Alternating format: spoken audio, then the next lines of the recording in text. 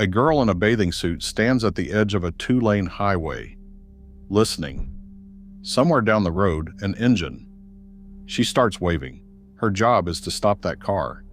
If cars don't stop, nobody here gets paid. Because behind her, sunk into the bottom of a spring, there is a theater. And she is a mermaid. It's 1947. This is the strangest bet in Florida. But the story doesn't start there. This is Weeki Wachee. Mermaids have performed in this spring since Harry Truman was president.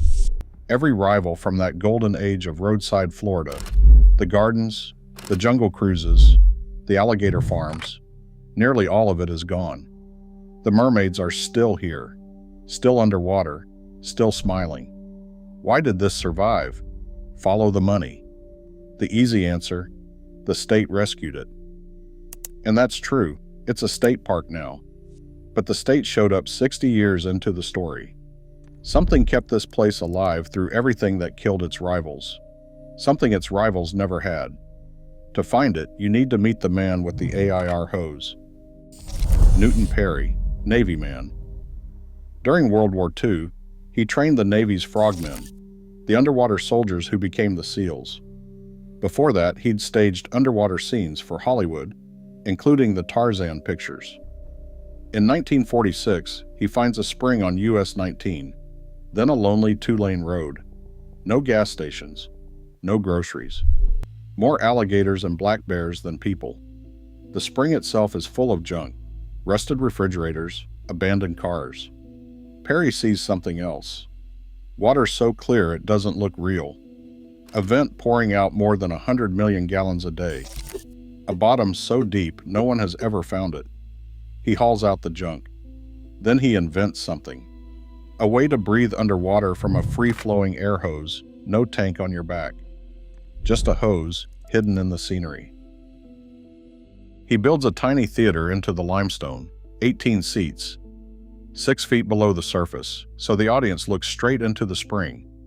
He recruits local girls and trains them to do ballet in a current of 5 miles per hour, to eat bananas underwater, to drink a soda underwater, and to smile the entire time.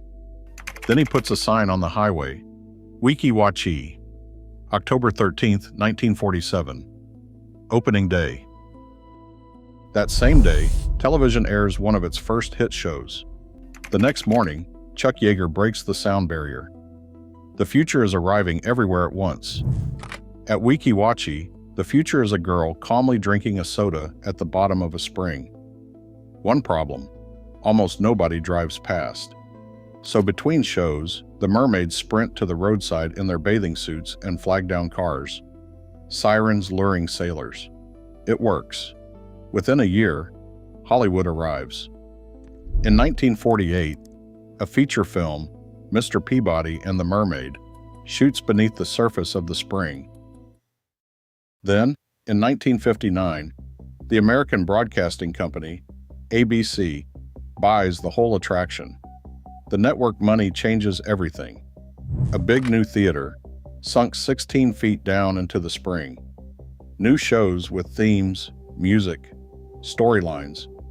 8 performances a day. Sold-out crowds.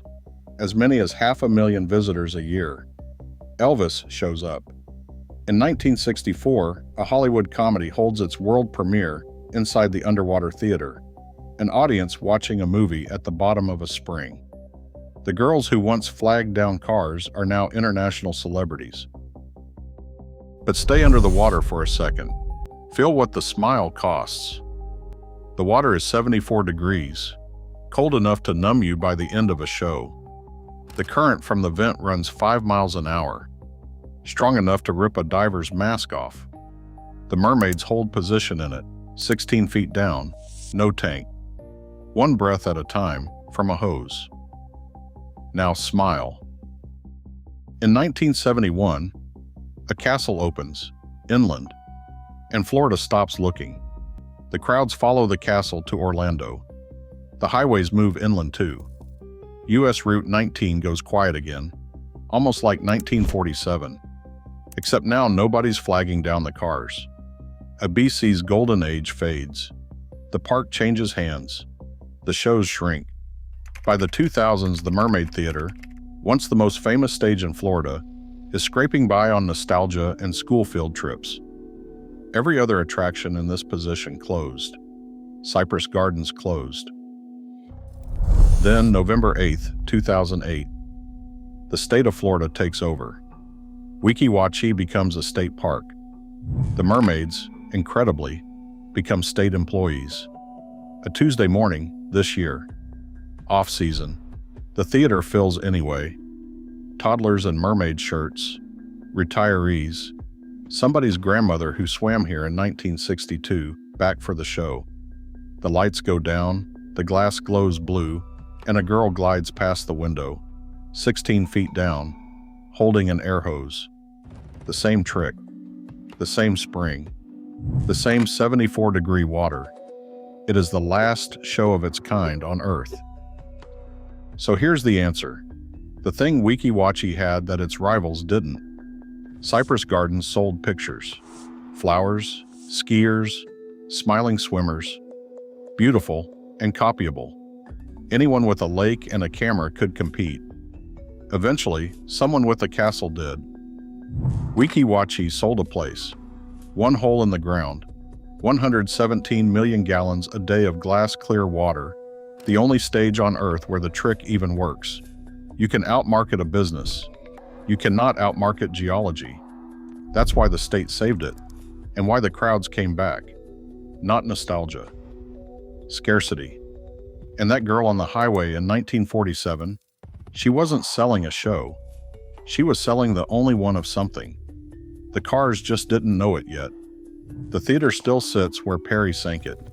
The water is still 74 degrees. And somewhere under the surface, a mermaid is taking a breath from a hose. Exactly the way a Navy frogman taught the first girls in 1947. And now you know where it really started. It's never just a place.